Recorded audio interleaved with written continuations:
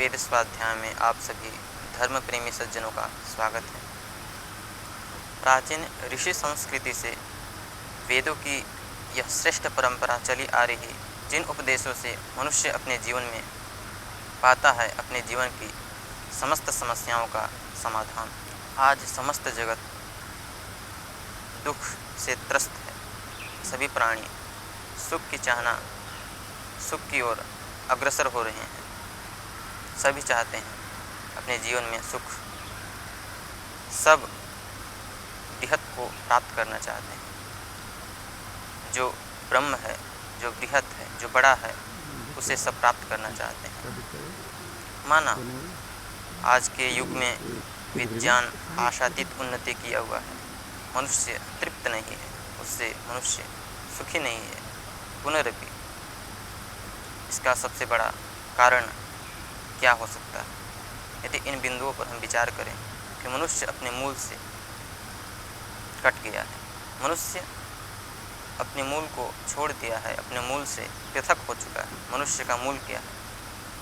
इन बिंदुओं पर विचार अत्यंत आवश्यक है।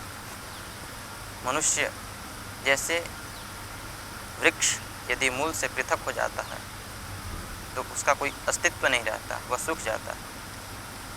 तदनुसार मनुष्य भी अपने मूल से कट सा चुका है और अपने जीवन में जो प्राप्त करने योग्य है उसे प्राप्त नहीं कर पाता। इन समस्त समस्याओं का मात्र एक ही समाधान है, वह है वेदों की ओर लौटना। वेदों में जो उपदेश हैं तदनुसार आचरण करना, यही मानव जीवन के कल्याण के लिए, मानवता के कल्याण के लिए, जीव मात्र के कल्याण के लिए उपाय हो सकता है। तो आइए आज हम उन्हीं उपायों को देखते हैं। यूँ तो वेदों में नाना प्रकार की विद्याओं का समावेश है, जैसे ब्रह्म विद्या, जगत के संदर्भ में, ज्ञान के संदर्भ में, कर्म के संदर्भ में, उपासना के संदर्भ में। दुनिया में जितने भी विद्याएं हैं वे वेद मूलक हैं। वेद वह शास्त्र है, हमारे जीवन और जगत का क्या संबंध है, हमारे जीवन का क्या उद्देश्य है, यह जगत किस लिए है, अर्थात संपूर्ण सृष्टि का जो संविधान है वह हमें वेद से प्राप्त होता है। वेद हमें संपूर्ण सृष्टि का संविधान के विषय में बोध कराता है। आज हम देखते हैं दुनिया में नाना प्रकार के व्यभिचार, बलात्कार, दुराचार, कदाचार, नाना प्रकार की यह जो समस्याएं उत्पन्न हो रही है उसका मात्र एक ही कारण है और वह है ब्रह्मचर्य के अभाव, वह है इंद्रिय संयम का अभाव। तो आखिर क्यों ऐसा क्यों हो रहा है? इसका सीधा समाधान है यह है कि हम अपने मूल से हट गए हैं। चलें ब्रह्मचर्य की ओर। अथर्ववेदीय ब्रह्मचर्य सूक्त में प्रथम सूक्त को हम आज लेते हैं।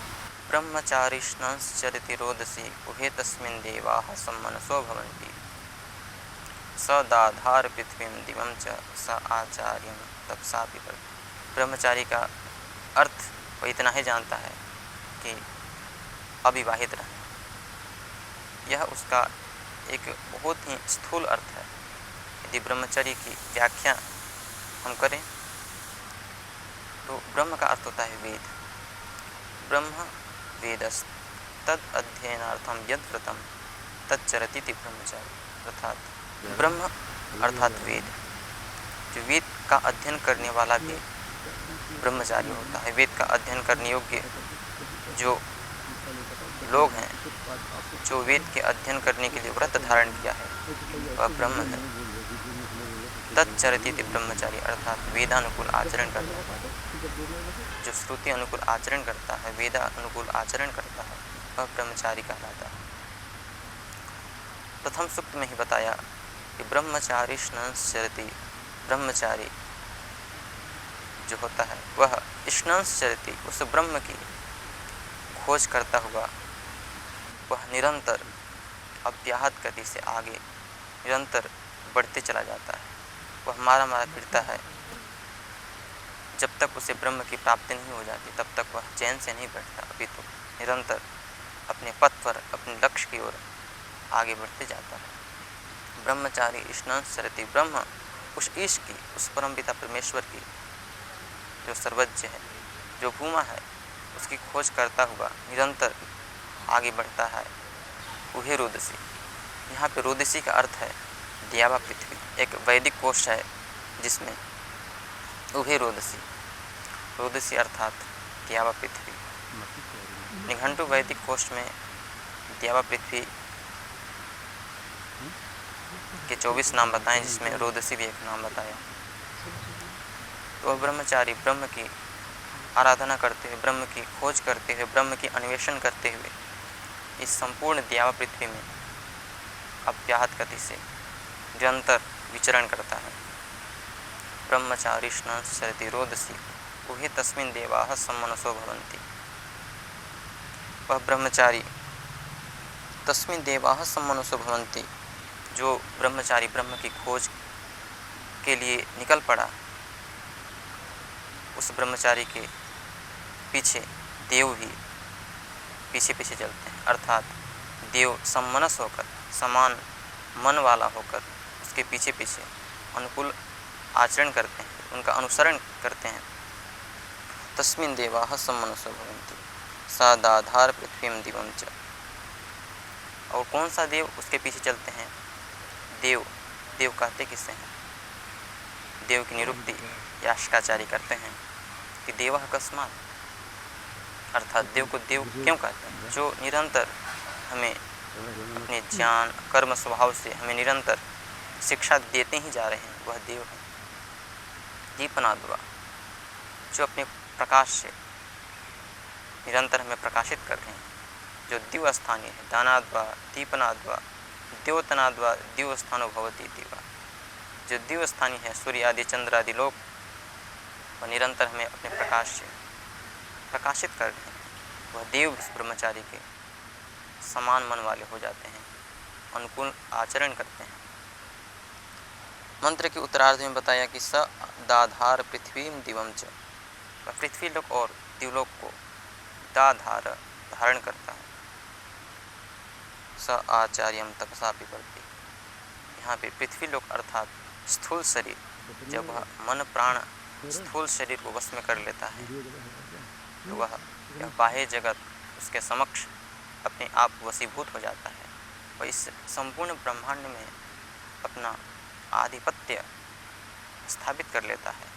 स आचार्यम तपसा पिबर्ति, वह ब्रह्मचारी आचार्य को अपने तप से, अपनी तपस्या से, अपने पुरुषार्थ से अपने आचार्य को संतृप्त करता है। विप्रति प्रिपालन पूर्ण योग, ब्रह्मचारीपन इसी में है कि वह निरंतर तपस्यारत रहे, वह एक क्षण के लिए भी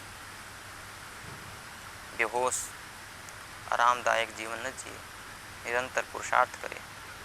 वह ब्रह्मचारी आचार्यम, कैसे आचार्य को, आचार्य की नियुक्ति करते हुए लिखते हैं आचार्य कस्मात्, आचार्य कौन होता है? आचार्य आचारम ग्राहयति, जो हमें अपने जीवन से हमें आचरण की शिक्षा देता है, जो हमें आचरण सिखलाता है, वह आचार्य है। आचनोति अर्थान, जो हमारी बुद्धियों में अर्थों का संचय करता है, वह आचार्य है। आचनोति बुद्धि, और अंत में बताया कि जो हमारी बुद्धियों को प्रकाशित कर देता है, वह आचार्य है। ऐसे महान आचार्य को अपने तप के द्वारा, अपने पुरुषार्थ के द्वारा उसे तृप्त करता है। ऐसे ब्रह्मचारी उसका क्यों नहीं अनुसरण करेंगे? तो इन्होंने प्रथम मंत्र में बताया कि ब्रह्मचारी कैसे ब्रह्म की खोज में इस संपूर्ण ब्रह्मांड में विचरण करता है, कैसे वह अपने जीवन को तपपूर्वक जीते हुए आचार्य को संतृप्त करता है। दूसरे मंत्र में आचार्य ब्रह्मचारिणं पितरो देवजनाः पृथक देवा अनुसयन्ति सर्वे गंधर्वा एन मनवा यंत्रयस् त्रिंशत्रिशता षट्सहस्राः सर्वांत देवांस तपसा पिबर्ति। दूसरे मंत्र में ब्रह्मचारिणम पितरो देवजना। जो पितर हैं, जो देवजन हैं, जो रक्षक हैं, वे पृथक सर्वे देवाः, त्रिलोक स्थानीय द्विव स्थानीय जो पृथक देव हैं, वे सभी देव क्या करते हैं? गंधर्वा ब्रह्मचारिणम अनुसयन्ति, ब्रह्मचारी के पीछे पीछे चलते हैं, उनका अनुसरण करते हैं। हर व्यक्ति अनुसरण करता है किसका? जो बड़ा होता है, जो बृहत होता है। ब्रह्म अर्थात सर्वविद्य, जो सब कुछ जानता है। सर्वम वेदितुम अर्हति, सब कुछ जानने योग्य है, जो सबको जानता है, जो महान है, जिसके तुल्य इस जीव जगत में न है, न होगा और न कभी हुआ है। इसी ब्रह्म की महत्ता को वेदों में नाना प्रकार से व्याख्या किया हुआ है। यो भूतं च भव्यं च सर्वं यश्चाधितिष्ठति स्वर्गस्य च केवलं तस्मै ज्येष्ठाय ब्रह्मणे नमः। उस ब्रह्म की यो भूतं च भव्यं च, जो भूत भविष्यत वर्तमान का अधिष्ठाता है, जो भूत भविष्यत वर्तमान का स्वामी है, उसी की उपासना करनी चाहिए। वही मात्र एक ब्रह्म है जो अनुकरणीय है, अनुसरणीय है। आगे बताया मंत्र के उत्तरार्ध में, स्वर्यस्य च केवलम तस्मै ज्येष्ठाय ब्रह्मणे नमः। और ब्रह्म स्तुत्य, उसकी निरंतर हमें प्रतिदिन उपासना करनी चाहिए। तो इस प्रकार ब्रह्म की महत्ता को वेदों में सर्वत्र उदाहरण के द्वारा और कई प्रकार से उसके स्वरूप का वर्णन नाना प्रकार से किया है। गंधर्वा एन मनवा यंत्रयस्त्रिंशत्त्रिशता षट्सहस्राः। गंधर्व पृथ्वी धन वाणी को धारण करने वाला देव, पृथ्वी, मन और वाणी, ये तीन तत्व बताएं। इसको धारण करने वाला देव भी उस ब्रह्मचारी के पीछे पीछे चलता है, उसका अनुकरण करता है, उसका सत्याचरण करता है। सर्वांत देवांश तपसा पिबर्ति, वह सर्वांत देवांश सभी देवों को अपने तप से, अपनी तपस्या से संतृप्त करता है। प्रथम मंत्र में बताया कि ब्रह्मचारी अपनी तपस्या से, अपने तप के द्वारा आचार्य को तृप्त करता है। परंतु इतना ही नहीं, दूसरे मंत्र में यह बताया कि सर्वांत देवांश तपसा पिबर्ति, सर्वान सदेवान, वो सभी देवों को अपनी तपस्या से तृप्त करता है, पूरित करता है, पालित करता है। जैसे ब्रह्मचारी निरंतर अपने लक्ष्य की ओर, अपने ध्येय की ओर निरंतर विचरण करते हुए आगे बढ़ते चला जाता है। अब तीसरे मंत्र को हम लेते हैं। आचार्य उपनयमानो ब्रह्मचारिणं कृणुते गर्भमन्तः तम रात्रिस्तिस्र उदरे बिभर्ति तम जातम द्रष्टुमभिसयन्ति देवाः। आचार्य उपनयमानो, इस मंत्र में वह ब्रह्मचारी कैसे अपने आचार्य के समीप पहुँचता है, कैसे जाता है, इसमें वर्णन किया हुआ है। आचार्य उपनयमानो, आचार्य उपनयन करता हुआ ब्रह्मचारिणम, ब्रह्मचारी को कृणुते गर्भमन्तः, गर्भ अंतः कृणुते, वह गर्भ में उसे धारण करता है। और जब उसे गर्भ में धारण करता है, तम रात्रिस्तिस्र उदरे बिभर्ति, तम उसे तिस्र रात्रि ही, 3 रात्रि तक उसी अवस्था में उसे गुजरना पड़ता है। ज्ञान, कर्म और उपासना, ये 3 विषयक जो अज्ञान है, वही 3 रात्रि है। उसे शब्दांतर से पृथ्वी, द्यौ और अंतरिक्ष, ये 3 विषयों का जो अज्ञान है, उसे हम 3 रात्रि कह सकते हैं। तम जातम द्रष्टुमभिसयन्ति देवाः, और 3 रात्रि तक उसे अपने आचार्य अपने गर्भ में ही धारण करता है। तम जातम द्रष्टुम अभिसयन्ति देवाः, उस ब्रह्मचारी को दृष्टुम, देखने के लिए, अभिसयन्ति देवाः,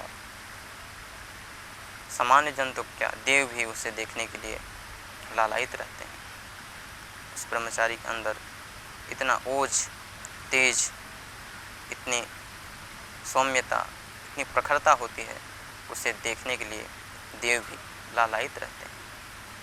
आचार्य उपनयमानो ब्रह्मचारिणं कृणुते गर्भमन्तः तम रात्रिस्तिस्र उदरे बिभर्ति तम चातम दृष्टमभिसंयन्ति देवा। और ब्रह्मचारी वह 3 रात्रि से जब गुजरता है तो वह वसु और रुद्र और क्रम से आदित्य अर्थात पृथ्वी लोक, अंतरिक्ष लोक और द्युलोक 24 वर्ष की उम्र तक वह प्रथम बार आचार्य के गर्भ में रहता है, तब वह वसु ब्रह्मचारी कहलाता है। तदनंतर आचार्य के गर्भ में रहता है, तब वह ब्रह्मचारी रुद्र प्रकाश को प्राप्त करता है और अंत में वह 48 वर्ष तक जब आचार्य के गर्भ में रहता है तो आदित्य ब्रह्मचारी बनकर अपने दिव्य प्रकाश से इस संपूर्ण ब्रह्मांड को संतृप्त करता है, पूरित करता है, पालित करता है। तो हमने देखा आज के इस ब्रह्मचर्य सूक्तों को, जिसमें बताया कि ब्रह्मचारी कैसे आचार्य के समीप जाता है, कैसे अब देव लोग भी अनुसरण करते हैं। वेद स्वाध्याय को यहीं पे विराम करते हैं। ओम शांति शांति शांति।